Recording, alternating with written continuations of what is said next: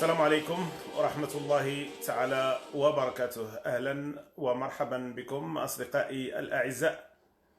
مرحبا بكم في هذا البث المباشر الذي سنخصصه اليوم لمناقشة موضوع في غاية الأهمية، وكما قال أحد الأصدقاء: مبروك على فريق الرجاء العالمي، مبروك على كل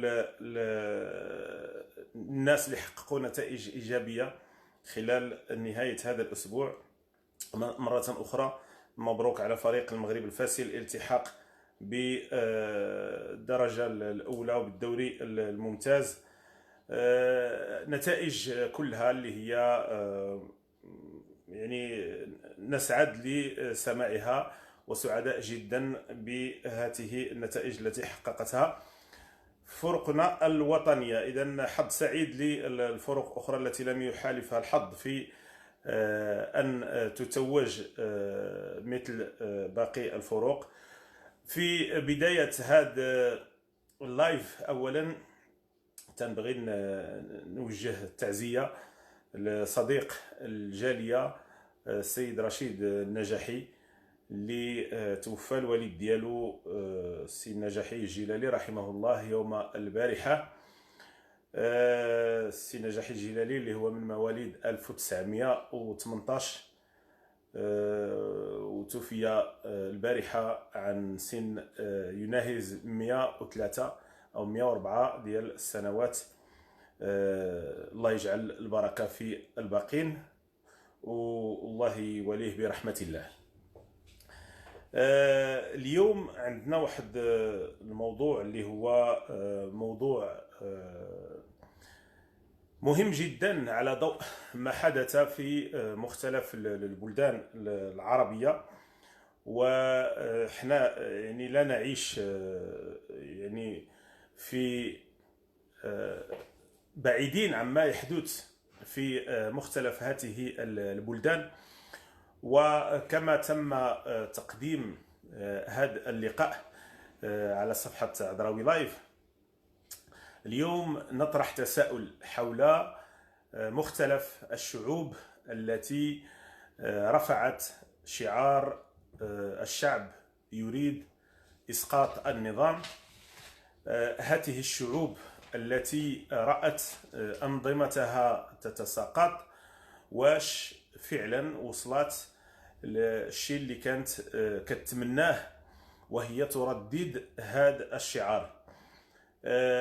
مجموعة من البلدان اللي عرفت أو عاشت الربيع العربي، وكانت البداية من تونس كما تابع الجميع، مجموعة ديال الأنظمة التي تساقطت. اليوم هذه الشعوب التي كانت تطالب بإسقاط النظام، وعلى رأسها الشعب التونسي والشعب العراقي، الكثيرين منهم كنسمعوهم تيقولوا بأنه النظام اللي كنا كنطالبوا بالإسقاط ديالو هو أرحم من الشيء اللي كنعيشوه اليوم. أكيد أن الشعب التونسي الشقيق يسير نحو تجربة ديمقراطية، لكن عاش واحد الفترة ديال المخاض اللي الشعب التونسي في بعض الأحيان كان يتساءل هل كان من الصواب الدخول في مثل هذه الصراعات. صديق ديالي هنا في كندا اللي مشى لتونس باش يطمئن على المنزل ديالو، ولقى بأن عدد من الأشخاص اللي جاوا استولاو على أحياء بكاملها كما كان قد حدث في مدينة طنجة بالمغرب في السابق. إذن كما قلت، العراق تم إسقاط صدام حسين من طرف الولايات الأمريكية المتحدة. تونس عرفت ثورة وتم إسقاط بن علي. في مصر خرج المواطنون يصرخون بما أوتوا من قوة يسقط النظام. في اليمن حصل نفس الشيء، ولكن هناك مفارقة عجيبة وهي التي سنتوقف عندها اليوم، كي نحاول أن نفهم ما يجري في هذا الوطن العربي الذي نعيش فيه. لماذا لم يسقط النظام في سوريا؟ لماذا بعد كل هذه السنوات وبعد كل هذا الدمار الذي لحق بسوريا لماذا لم يسقط بشار الأسد؟ إذن إن كانت الشعوب هي التي تقف وراء إسقاط أنظمتها، فهل صحيح أن ما حدث في هذه الدول العربية كان فقط بفعل رغبة هذه الشعوب في تغيير أنظمتها؟ السؤال يعني يبقى مفتوح على كل أنواع الشروحات والتأويلات، لكن هو سؤال مهم يجب أن نطرحه وأن نتوقف عنده، لأننا كمواطنين عرب أو أمازيغ أو أفارقة نحن معنيون بما يحدث في الدول المجاورة أو بما يحدث في دول الشرق الأوسط. إذن هذه الشعوب إن كانت فعلا بيدها هذه الإمكانية، إمكانية إسقاط النظام، لماذا لا تكون هذه الشعوب هي نفسها المسؤولة على تعيين من يأتي خلفا لهذا النظام الذي نادت بإسقاطه؟ إذن لم يحدث هذا في أي وطن عربي وحيد، يعني مباشرة بعد سقوط النظام الذي يطالب به الشعب يأتي آخرون يأخذون مكانه ولعلهم يكونون أسوأ من النظام الذي كان قبله. ولنا في مصر أسوة ومثال يذكر. هل المصريون اليوم يعيشون ظروفا أحسن في عهد السيسي؟ يعيشون ظروفا أحسن من تلك التي كانوا يعيشونها في إبان حكم حسني مبارك. إذن هذا تساؤل كبير يجب أن نطرحه ويجب أن نتوقف عنده، ويجب أن نفهم ماذا يجري في هذه البلدان. هل فعلا كانت رغبة هؤلاء الذين خرجوا إلى الشوارع يطالبون بإسقاط النظام، هل كانت فقط رغبتهم هي العامل الوحيد الذي أدى بهذا النظام إلى السقوط، أم أنه كانت هناك مجموعة من العناصر ومن العوامل الأخرى التي في أغلب الأحيان لا نتكلم عنها ولا نعطيها ما تستحق من العناية؟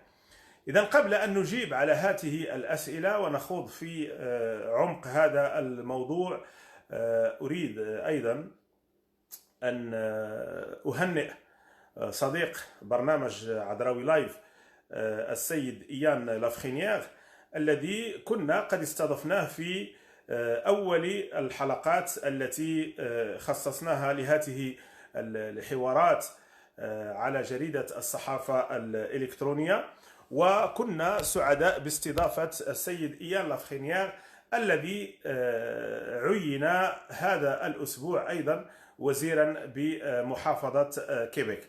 إذن هنيئا للسيد إيان لافخينياغ على هذا المنصب، ونحن سعداء بأن يكون لنا أصدقاء يتبوؤون مناصب عليا، ونتمنى له المزيد من الحصول على مناصب أعلى إن شاء الله، وسنحاول تجديد التواصل معه واستقباله مرة أخرى بصفته الجديدة، صفة الوزير. إذن أعود لما كنت أتكلم عنه بخصوص شعار الشعب يريد إسقاط النظام في مختلف الدول العربية.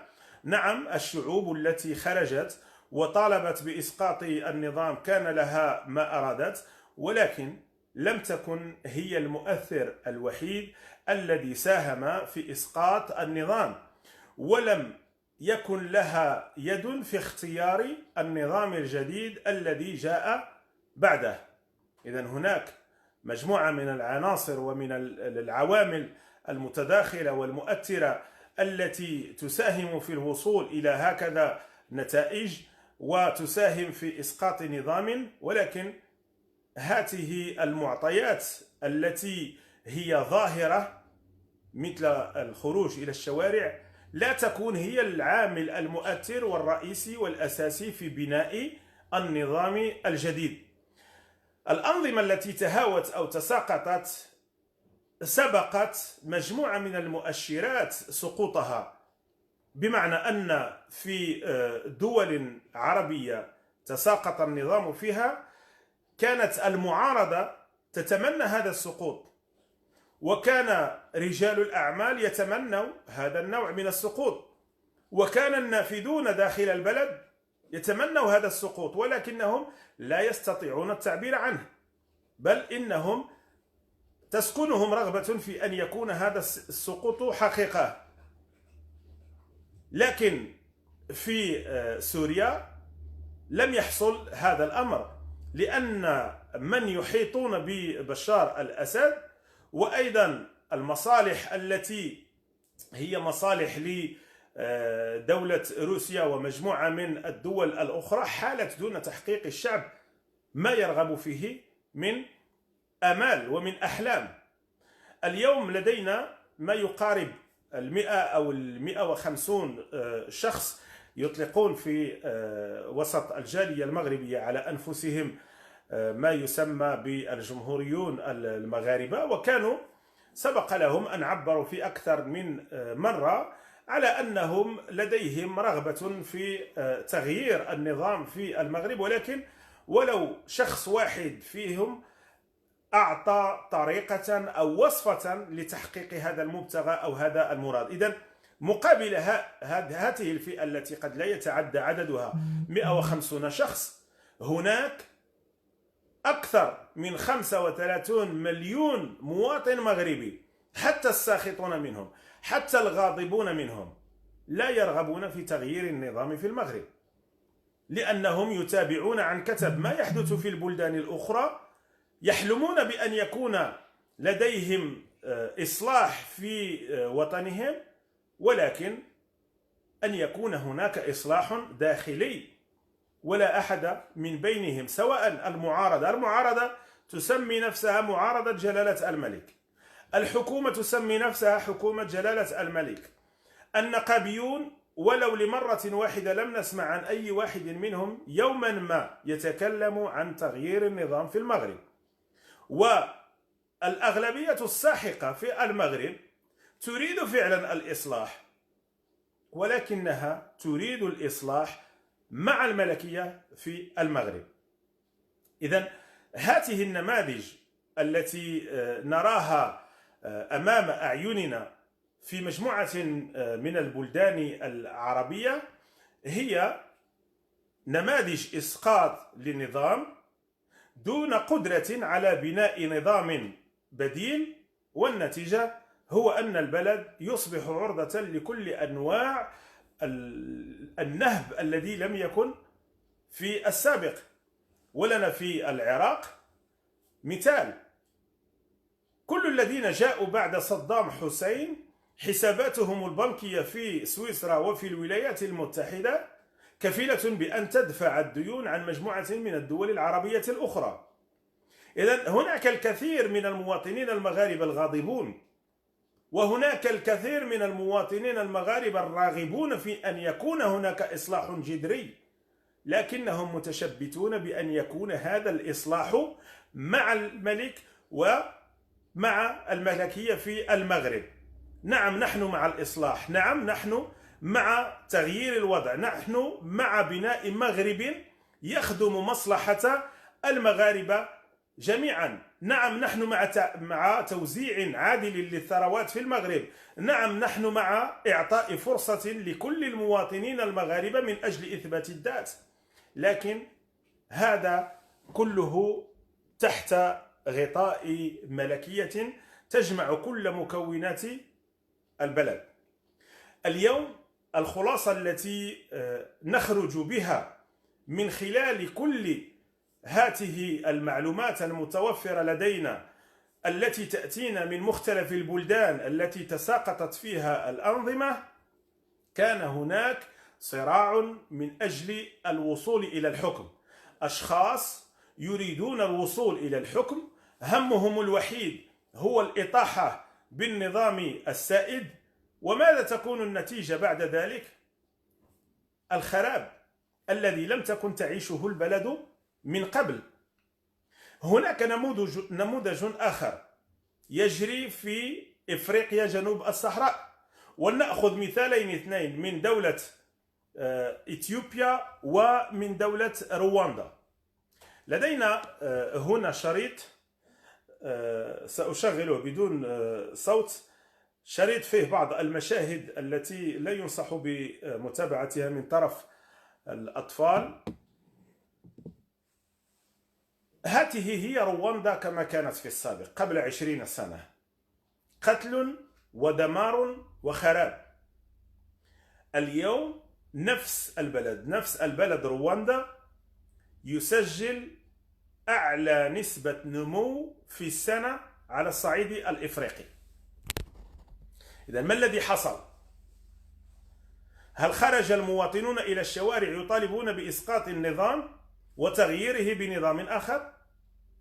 الشخص الذي رأيناه في الصورة قبل قليل كان هو أحد العناصر الفاعلة إبان فترة الفوضى. مات الملايين من المواطنين، وكان الكل يتطاحن ويقتل من أجل إبادة شعب بأكمله أو عرق بأكمله والانفراد بالحكم.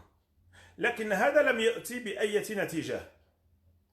جلس الفرقاء واتفقوا على أن الوطن سوف يسمو فوق كل الاعتبارات وكل الأهداف وكل النوايا، وقرروا وضع أحد الزعماء إبان فترة الحرب أن يكون هو قائدا لهذا البلد.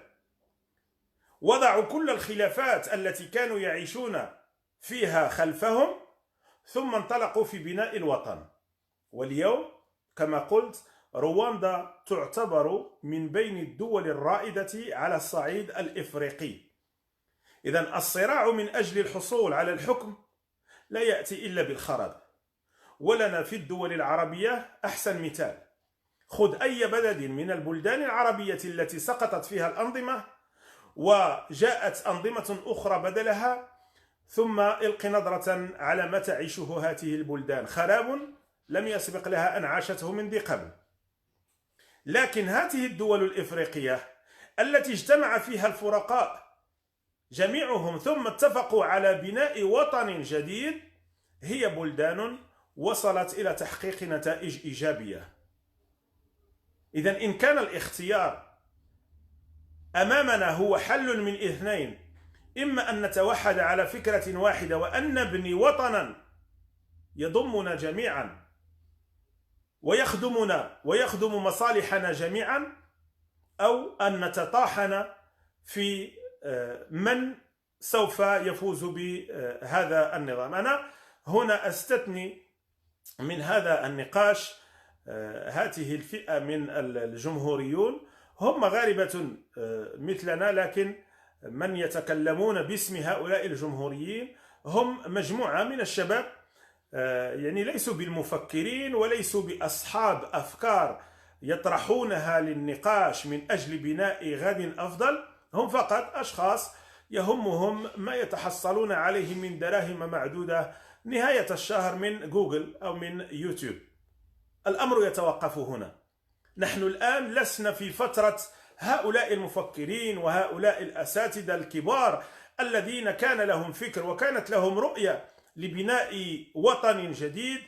الآن نحن بصدد متابعة مجموعة من الأشخاص القانطين اليائسين الفاشلين في الدول الغربية، لأن معظم هؤلاء الأشخاص ليست لهم مهن ولا حرف يتكلمون عنها، اللهم بعض الدراهم التي يتحصلونها من مساعدة بلدان الإقامة، وأيضا هذه الأموال التي يجنونها بفعل إثارة مواضيع وكلام فضفاض يدغدغ مشاعر المتابعين. إذن خلاصة القول في هذا اللايف: كل هذه الشعوب العربية التي خرجت إلى الشارع وهي تظن بأنها هي صاحبة القرار، لم تكن إلا أداة في أيادي أشخاص لا نراهم في الظاهر، إما دول أجنبية أو أشخاص من الداخل يدفعون بهؤلاء المواطنين بالآلاف وفي بعض الأحيان بالملايين من أجل إسقاط النظام. وبعد ذلك ماذا يحدث؟ إما أن هذه الدولة الخارجية تستولي على النظام ثم تضع رجالا ونساء يخدمون مصالحها أولا، مثل ما يحدث إلى حدود اليوم في العراق. البترول الذي لم يعد عليه حسيب ولا رقيب يتدفق بأشكال مهولة في اتجاه الولايات المتحدة الأمريكية، حتى عندما سقط صدام حسين وجاءت وكالات الأخبار الأمريكية تنقل الحدث، لم تكن تتكلم إلا على تأمين الوزارات التي تشرف على البترول. إذن كان الهم هما واضحا منذ البداية. إذن ترون في الصورة خلفنا هذا الزعيم كيف أنه استطاع بعدما كان أحد رجال الحرب وأحد العناصر التي أدت برواندا إلى الوصول إلى الخراب الذي عاشته، بات اليوم هو أحد المنقذين لرواندا. إذن عندما تجتمع الهمم وتتوحد الرؤية نحو على موضوع واحد ألا وهو الوطن، عندما يفكر الجميع في بناء الوطن تكون النتائج مثل النتيجة التي نراها أمامنا، نتيجة رواندا. ولكن عندما يتربص المتربصون بأوطانهم تكون النتيجة مثل هي التي سائدة اليوم في مجموعة من الدول العربية. إذن اليوم نحن أمام خيار من اثنين، إما أن نبني أو نحطم. هذا خيار مطروح أمام كل الدول الإفريقية وكل الدول العربية. إما أنك توحد الجهود من أجل بناء وطنك، أو أنك تعطي فرصة لأعداء وطنك من أجل استغلاله ومن أجل الاستبداد وإلحاق الأذى بك وبشعبك الذي لم تكن تعيشه من ذي قبل. إذن خلاصة الموضوع اليوم: الصراع على السلطة لا يأتي إلا بالخراب على الأوطان، وتوحيد الهمم وتوحيد الرؤية من أجل بناء الوطن تأتي بنتائج إيجابية. ما يحدث في رواندا اليوم من تقدم، من تطور، من نمو يفوق نسبة النمو في العديد من الدول الغربية. إذا نسبة النمو في رواندا هي الأعلى في إفريقيا وتضاهي أقوى الاقتصادات في العالم. أتكلم هنا عن النسبة فقط وليس الكم أو الحجم. إذا نتمنى إن شاء الله أن تتوحد الهمم وأن نرى بلدنا المغرب وهو يزخر في هذا النوع من التقدم ومن البناء ومن الوحدة. وأعود مرة أخرى لأذكر هؤلاء الذين يحلمون ببناء جمهورية الأدسنس بأن عندنا سيدة في المغرب زوجها كان يتقاسم معكم نفس الأحلام ونفس الآراء والأفكار، هي لازالت اليوم في أمس الحاجة إلى مساعدتكم. إن كنتم أنتم تقدمون أنفسكم على أساس أنكم بديل يريد خدمة المواطنين فلتكن هذه بداية حسنة. فقط مواطنة واحدة مغربية تخليتم عنها أنتم بأعدادكم الكبيرة 100 أو 150 شخص. إذن للمرة الأخيرة هذا نداء السيدة زوجة بصيرو في أمس الحاجة إليكم. أما الوطن والمواطنون فأكثر من 36 مليون مواطن مغربي، نعم هم مع الإصلاح، نعم هم مع وطن يخدم مصلحة الجميع، ولكن تحت رعاية ملكية تلم شمل كل هذه المكونات المتواجدة داخل الوطن. دمتم في رعاية الله وإلى اللقاء.